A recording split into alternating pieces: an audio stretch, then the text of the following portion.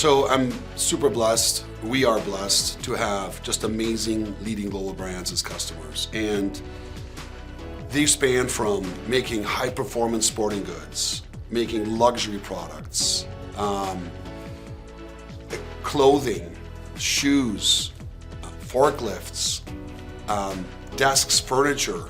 And what sort of transcends all this is their essence is they're really passionate about their products, right? The way it's designed, like we can go across, like when you ask these companies, tell me about your product, what makes you passionate? It's about, as I mentioned, the design, the thinking, in how it's shaped, how it's built, how it's manufactured, the materials used, right? A lot of thinking care is being given to that.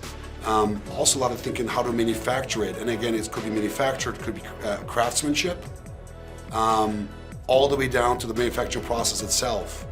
And so we love that, right? These are sort of our customers. And when you really kind of get to it, there's an essence behind their brand, right?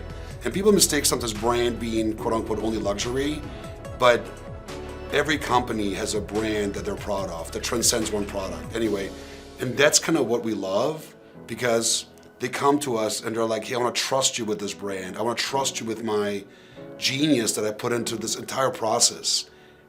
Please bring it to life for me so digitally they can experience it as if it's the physical product.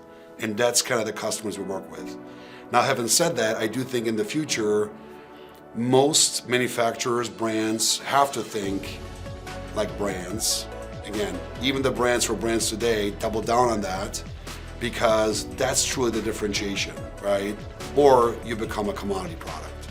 So that's kind of the companies that we love working with.